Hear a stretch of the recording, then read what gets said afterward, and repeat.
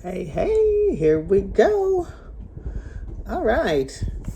I'm going to pop into your world for a while and occupy a few of your moments that I know are pretty precious.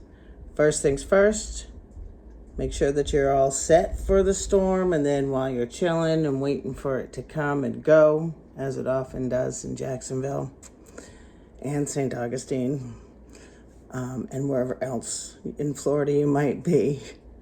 We care most about your safety, but I do want to make sure that I am giving you, my students, the absolute best chance for success as we head into a fall semester and immediately have closures.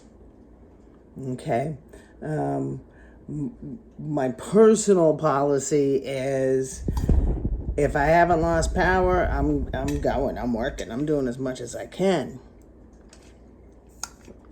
You'll see that I put an announcement up in your course in Canvas, letting you know what is happening as far as the college deadlines and all that. So, some of you may know me, some of you may not. I'll start from scratch. Hi. I'm Professor McCoy. I am going to be hanging out with you for the next 15 weeks, tearing up some of the most delicate, exhilarating, infuriating, awe-inspiring subjects, issues, events, and people, all of which you can find right here in the Sunshine State. Oh, getting ahead of myself there. We got to start at the beginning. So, let's go ahead and get this party started. I'm going to trust that you've gotten into Canvas. I'm going to trust that you are clicking on things, checking things out, reading the guidelines, looking at the layout of the course. If you see anything wonky, any duplicating or repeating things, I think I've given it a good job coming through it and getting those out. But if not, feel free always to email me. Email me absolutely with any questions, comments, concerns, random noises.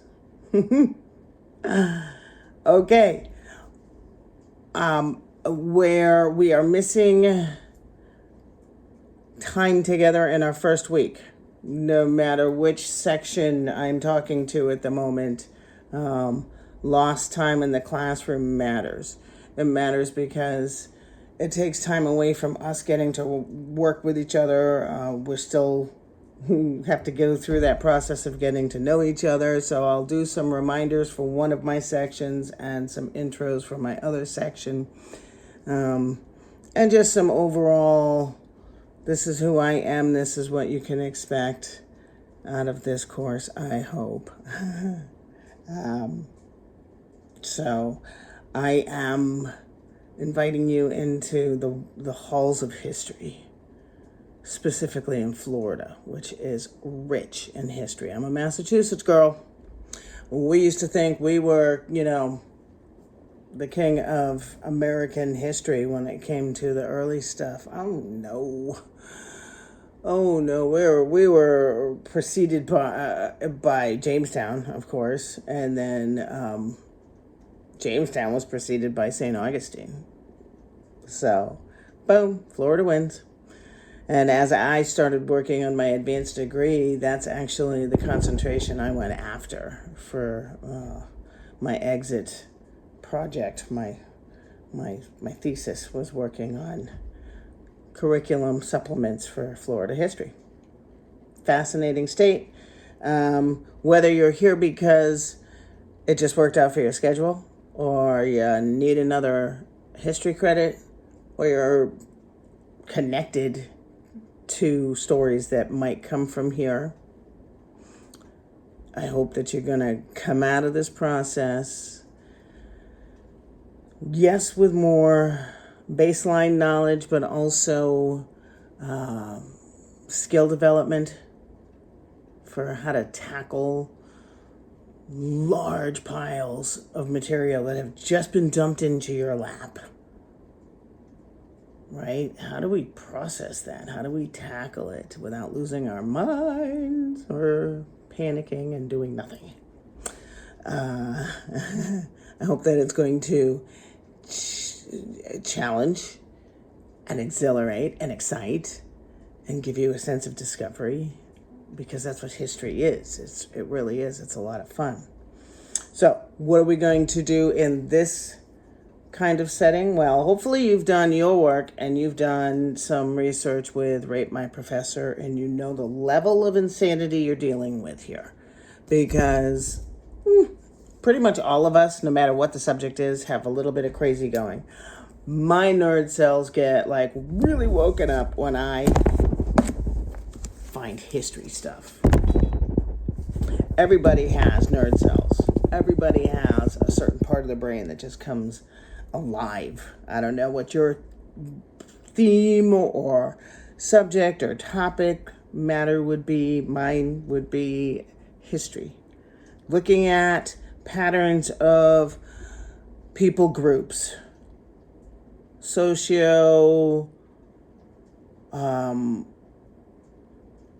there's just so many different levels of social trends that we can monitor, whether we are starting with very early, 1,000 years ago or yesterday. People are interesting to watch. If you are watching behavior choices, conditions that feed into those behavior choices, resources, natural resources, and of course synthetic resources, and how they are used to build a quality life for these people groups, okay, challenges that certain people groups face, and so on and so forth. All right, so that's enough of that. You're going to be a historian. Yep, I've just invited you into the halls of questioning, questions, hunting down answers, hitting 2 or 3 sources to really get a good sense of what truth is. Because truth, as you know, if something has been put into print, there is a strong possibility that it is swayed or leaning towards one particular view. Okay, it's very difficult to find completely objective material, so we always have to do some researching and digging. Okay, what's expected of you in this history course of mine? Are you going to be memorizing dates and names and places? Nope. Absolutely not. I am all about the story part of history and just finding things that ignite our curiosity and wake us up. Now, granted, some of this is going to be drudgery for you. Absolutely. But I hope some of it's like discovery-based excitement. Okay? You got 2 books. Hopefully you've got them both by now. This is The History of Florida. It is edited by Michael Gannon, but it is not written by Michael Gannon. We'll talk about that when we get into some of the work that we're doing. Every one of my assignments has you practicing anything that is connected to this directly, because you're going to see a whole bunch of different assignments. But I built the course very carefully to have you practicing how to give proper credit for taking somebody's ideas and refashioning them and reshaping them and putting them through your mill and paraphrasing and processing new material. Okay? So, for example, I think it's module 1 or 2. You want me to actually look? Okay. Module 1. And by the way, modules 1 and modules 2 both will have impacted due date adjustments because of the storm. So again, we want your safety first, but we also want to give you, I want to give you an opportunity to get started. Let's roll. Let's roll. I can't wait for next week when we get to work together. Okay. So chapter 2 worksheet literally is an opportunity for you to open up this textbook, open up that document, download it or print it, doesn't matter. I will not micromanage you on how you prefer to do your work. If you want to handwrite your stuff, fine. If you want to download it and type, fine. Okay. That is going to be on chapter 2 in this book. Okay. Well, what's this other thing? Begin ALR. So we're looking through chapters 1 through 3 and then chapter 21. Wow. Okay. So that's like 4 chapters. And we're going to get together and talk about what you've gotten out of your skim reading. Now, obviously, chapter 2 worksheet has you walking through the chapter very detailed. Okay. As far as the other chapters go, I suggest using your skim reading techniques rather than getting stuck thinking, oh my gosh, I have to read 4 chapters. How am I going to do this? Oh, okay. I'm going to do the introduction with you today. So here we go. Original inhabitants, number 1, chapter 1. Okay, so we're talking about, the first thing that jumps out at me is 12,000 years ago. So this is the chapter that says, in the beginning.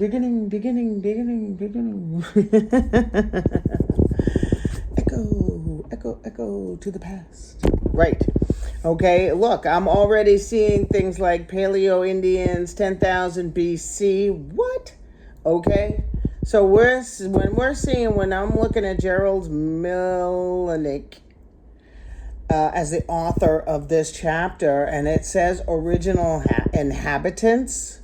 Well, obviously we're talking about the original inhabitants of Florida because we're here to study only Florida, not all of America, not all of the globe. So that helps, right? We can make that assumption.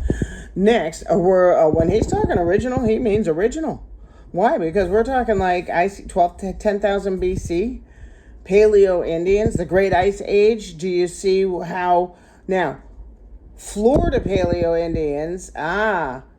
So I picked out key things out of the first 1, 2, 3 paragraphs. At the time of the Florida Paleo-Indians, 4th paragraph, the same lowered seas that created transcontinental bridge. We're talking way long ago, guys. Across the Bering Strait gave Florida a total land mass about twice what it is today. What does that tell you? Wow. First of all, we're talking about way long ago. Secondly, did I read that right? Florida used to be twice as big as it was?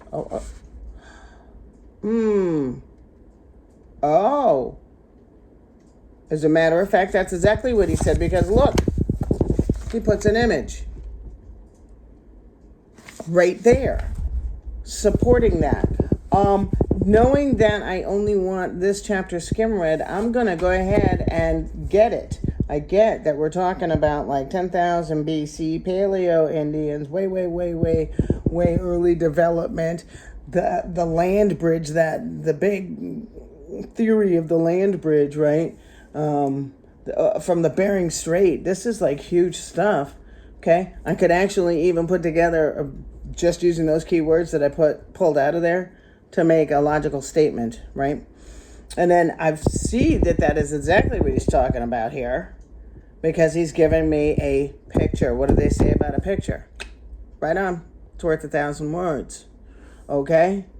So what? Over the time, the toolkits of the Paleo-Indians changed as people altered their lifestyles to adjust the new environmental conditions that confronted them. Paleo-Indians, over and over and over and over and over. Paleo-Indians. I'm skimming this page to the left. Okay, I see some locations. And you know what? Freshwater rivers are mentioned in specific. That's going to have something to do with the conversation. Again, though, you might not have picked that up. You might have picked up 3 or 4 other facts. However, we're only skim reading these, right? If I have you doing a quiz, or I have you, like you'll see for chapter 6, or I have you doing a worksheet, then you're going to go in detail, but I want you to be able to at least learn how to do this thing called speed reading. Okay, so I flipped another page or two. I see that we are talking about animal bones. Artifacts recovered by the excavation team included shark teeth and dog or wolf teeth. Pitch, okay, they had been attached to tools with wooden handles for use. In other words, tools were made out of these teeth, and it wasn't by the people that are finding the tools. It was made by the, of course, Paleo-Indians. Very good. Nice. You scroll through here. We're going to come back and talk about this because I just want to kind of get us working together and welcome you to my course and tell you I'm glad you're here, and I'm sorry that we're going to have to miss time together in our first week. But I hope you stay safe. I hope it just blows over us, and let's get this party started. So, this afternoon and evening, I will be making adjustments to make sure that your available dates for modules 1 and 2 have been modified according to the announcement that I made, okay? If you have questions,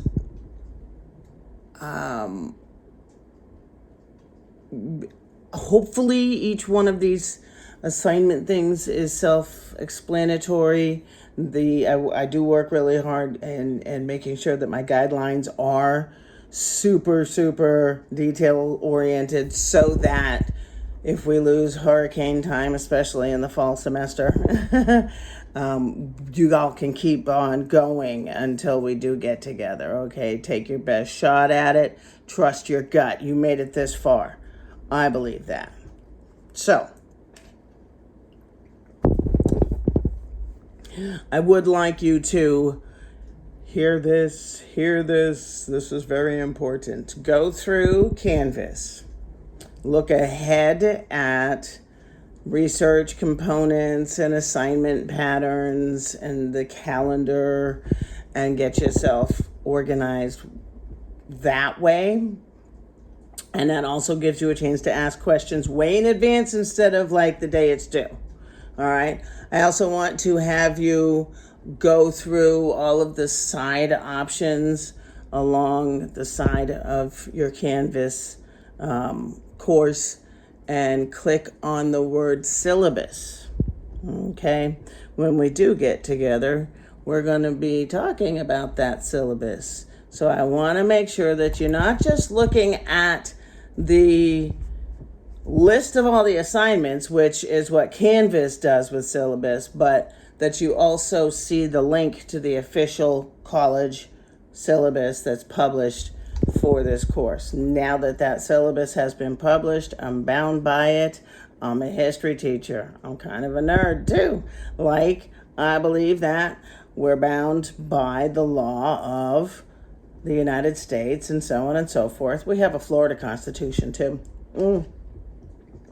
So make sure that you know what's in that document so that you know what I'm bound by and what I will uphold when it comes to policies and all that, okay? Whew. All right. So, you got 15 weeks of pretending to be a historian. What if I don't know how to be a historian? Oh, okay. Let's talk about that. For some of you, this is going to be a little review. For some of you, break out the pens and pencils. Or keyboards. Or swipey mouse pads or whatever.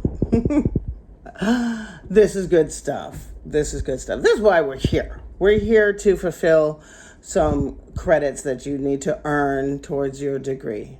That right there makes me really happy to know you, because, I get to help you along the way. I've been doing this for FSCJ since 2011.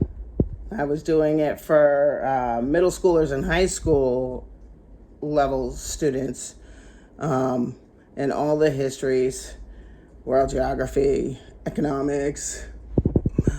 And I did that 2001 to 2013. So, yeah, you heard that right. I was even doing both high school, middle school, and college, like dual enrollment students. I was a dualie too. Then I just decided, all right, enough of that. And I've been steady and only with the college level FSCJ students since 2013. I do care about the integrity of the course that I've built and that I present to you. I want to give you your money's worth. I also want to help you meet your goals and get that next step closer to the degree, and not everybody makes that choice, but those of you that do, I'm here to help specifically, and those that don't, I 100% believe they can make it phenomenally in this country if they've got those creative genes and that entrepreneurial spirit and all that. It's a beautiful place. It's a beautiful time to be in this country. It's a beautiful place to be as far as this state. But you're not going to look at it as just a resident anymore. You're not going to look at it as a citizen anymore. No. Now we're going to dive into stories that I'm about to dump in your lap with not one, but 2 books, right? Both of them are listed in your syllabus. However, this one is the only one that you needed to get from the bookstore and or Amazon or wherever it is that you get your books from. This one, you don't have to buy. Yay me! I found a way to get this one loaded into Canvas for you. How do I find it? Well, along those tabs on the left-hand side of the screen in Canvas is one called Follett eBooks. That is where this one should be loaded for you. Yay! Now, what's the difference between these 2 books? Why do I have to have 2 books? Well, I told you I was a historian. I like to look at different sides of things, right? Different sources. What? Yes. So, one is very, very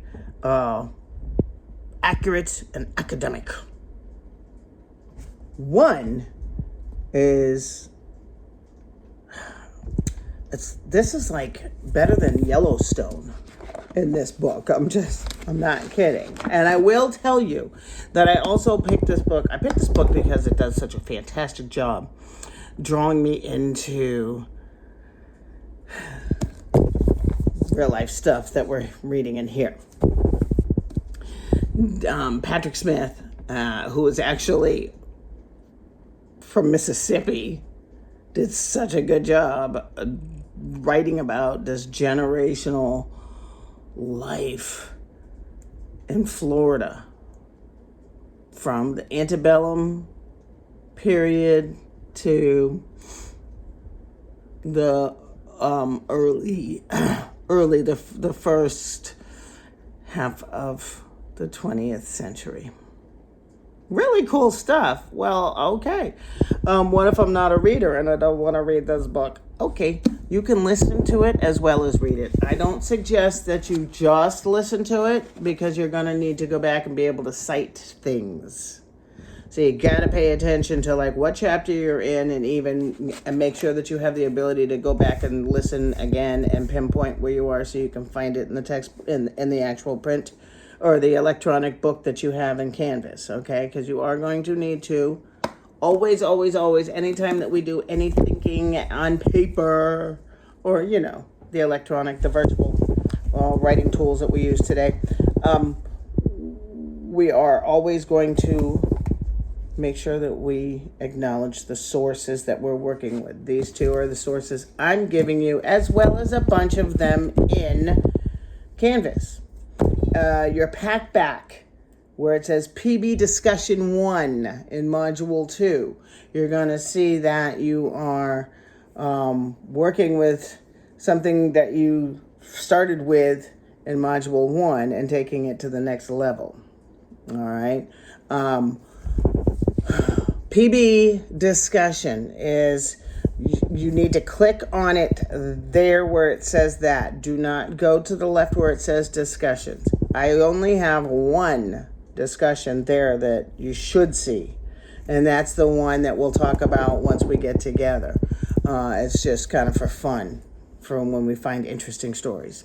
Okay. Otherwise, the ones for credit, the ones for our assignments are going to be in this PB Discussion. You'll see 1 through 5 or 6 every couple weeks. All right. They're going to have specific directions. Again, read my stuff carefully. I'm very detailed. Yeah, you should see that in my Rate My Professor stuff. Okay. Prepare to read. A lot of work. A lot of it's interesting. Okay. Some of it's even fun. I don't know how I keep getting the tag hilarious. Do you? Anyway, so Cornell Notes. Okay, so what is Cornell Notes? What book is that going to have to do with? All right, well, A Land Remembered, 1, 2, 3, chapters 1 through 3. That is literally A Land Remembered. This one. So yeah, you're basically going to listen and or read chapters 1 through 3 and start getting into the story. Okay. Then you will see the Cornell Notes and the Chapter 2 worksheet. Okay. Now the Cornell Notes, I see both Calusa and Maritime History. What? Yeah, well, you see up here, you've got chapters 1 through 3 and then 21. 21 is the maritime. That's the water that's surrounding the body of water that we're checking out, or the body of land that we're checking out here called Florida. And that's really important, as is the origins. Okay. And then the original inhabitants, the original group of people that made contact for the first time. And then you'll notice that we kind of switch the perspective to that European side for everything else. But at least we start in the right place. Okay. Cornell Notes. 3 boxes. First box is the big one. It's not the one on the left like you think it is. It's the big one. What goes in there? Stuff that you find interesting, because you are going to find something different that interests you than I might put down. We might both, it's like, and don't try to be a mind reader and try to decide what I think is important or what you think I want you to notice as important. I want you to literally write down the stuff that is interesting for you. In that big box, the one on the right, not the one on the left, the big one, right? What are you going to put in there? Sentences, paragraphs? No. Phrases, symbols, shorthand, right? Then, after going through one of the sources that I've included in those 2 Cornell Notes, and I do that on purpose.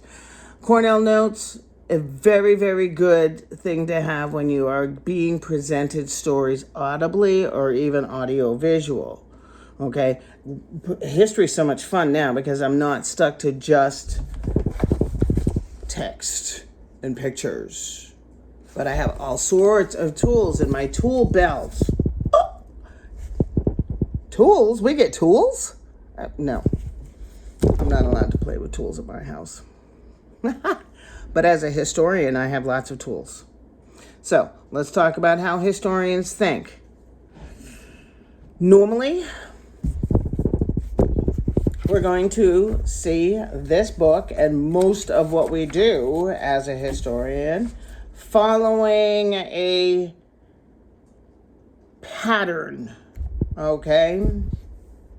We got 25 chapters in this blue book. They follow upon each other in general, that is to say, fortune and misfortune, the paradoxical 20s. Chapter 17 is followed by the Great Depression, chapter 18, which in turn is followed by World War II, chapter 19. What is that doing? It's taking steps along a timeline. Therefore, it's chronological, correct? Right. The majority of what we do as historians can be established as organized chronologically. But every now and then there's going to be another angle that we will sit and stew in, okay? What angle is that? Well, certain subject areas overlap several or numerous time periods, okay? And those subject areas are going to be treated thematically. For example, chapter 11, Free and Enslaved, of the 19th century. Okay? We're going to see that again with that subject again in chapter 28, 23, 28. Ho, ho, ho, ho. Let me look. 23. Chapters 11 and 23.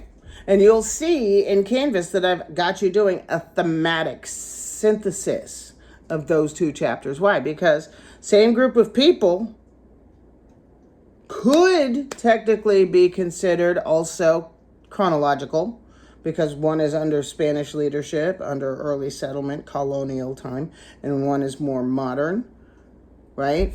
Civil War era. And they're, but thematic. Because it's the same group of people, it's the African American experience here in Florida. What's different about those time periods? What's similar about those time periods? And essentially, that's what you'll be doing there. So you'll see that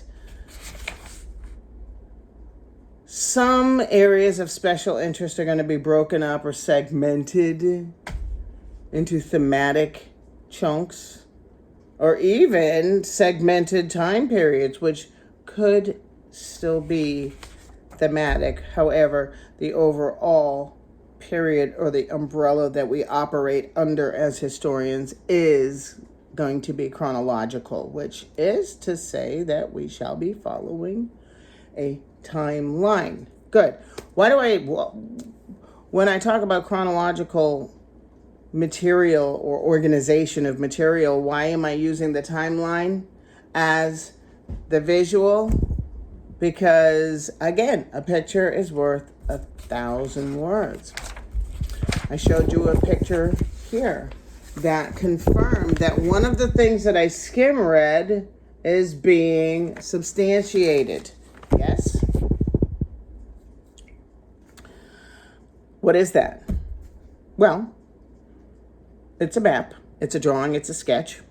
It's a visual aid of some sort. Absolutely. Those are all pieces of the tool belt. Of course, the number one piece of the tool belt for us is going to be text, language, written language now, but once upon a time it was oral language, right? And then there were visual ways to supplement what we were saying, whether it's an etching on a cave wall or a map showing how much Florida has shrunk because of the constant etching away of its land and erosion over thousands of years, according to what we're talking about here, because we're still talking about,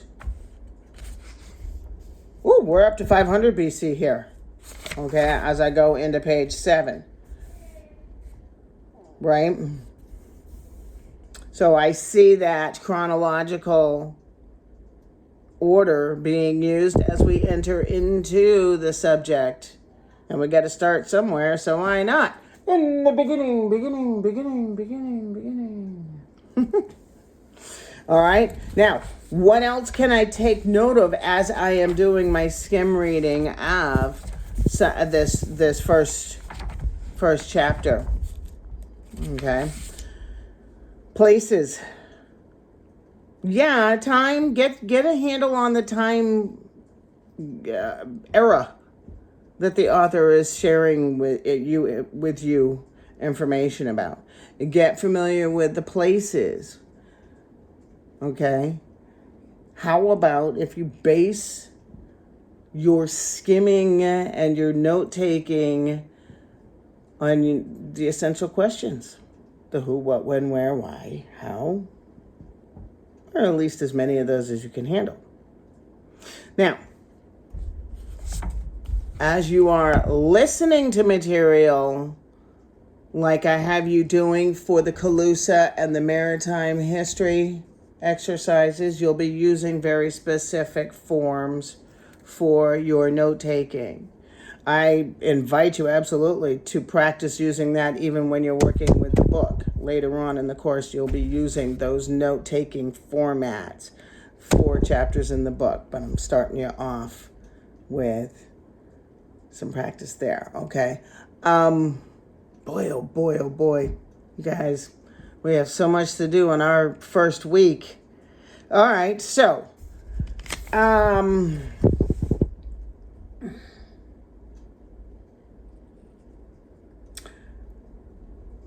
historians, what do? They look at the past. They look at almost every subject out there. Like, we could be scientists and sociologists, well, biologists and sociologists. I could be a chemist. Oh, no. Okay. Mathematicians. Why? Because a lot of the stuff that we are deciphering from the past, some of it might not even be in the same language I speak, so I have to depend on those tools that I am digging up. I'm using my research tool belt to dig up as close to the facts, the truth, the reality of what was going on in the pages that I'm reading. Okay?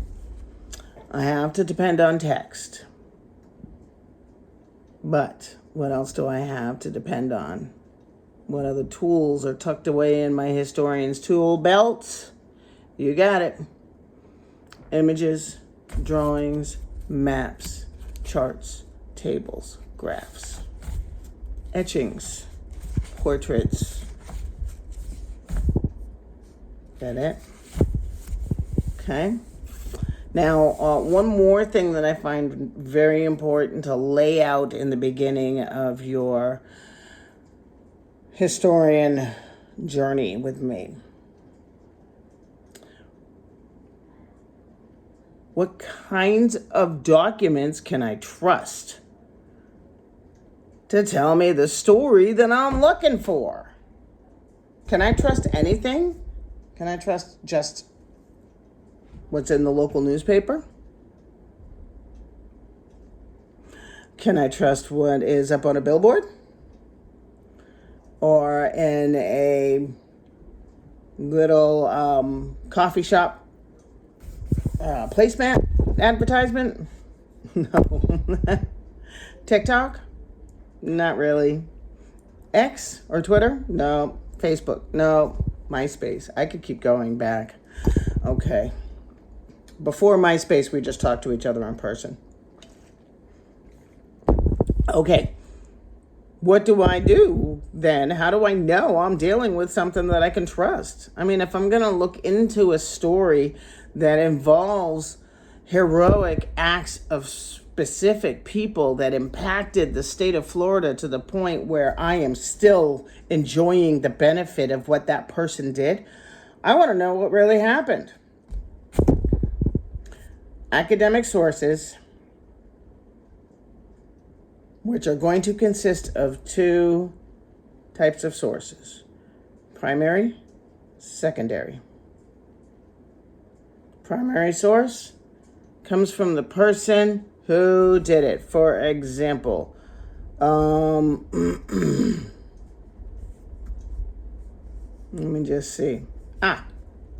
Here we go. Okay, I see listed in this person, in this chapter's bibliography, genealogical records.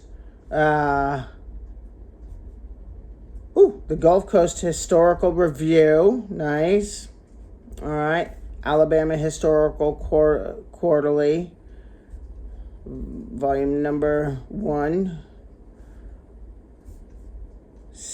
Yeah. Would you consider those as primary or secondary? Those are all going to be secondary. Right. But if I was to use Senora Maria Carolina Flores baptismal record, and it's all in Spanish. I can't even read it. Can I use that? Is that primary or secondary? Primary. Right. There's a lot of the very early historical records that Florida historians have had to sift through that's all in Spanish. I guess we'll figure that out. Chapter 2. Get it? Okay, cool. What are the two ways that historians organize material? Chronologically, thematically. What are some of the tools that historians employ to tell the stories? Text, drawings, photographs, videos at this point, right? Tables, charts, graphs, etchings, sculptures, music. Music, absolutely. Right? Literature, paintings. Okay, we could just keep going. All of that can be included in here to help tell the story. That's why historians break up some of the thickness of the reading with images. Okay? Now, this is in an era that we can have photographs in, whereas this is in an era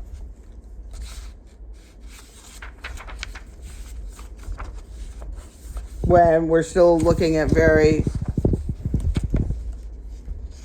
different images, yet the images tell a lot, sometimes more than what a historian can pull out of the text.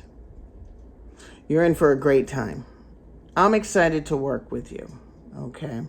What else do I want to tell you? When we get together, don't panic.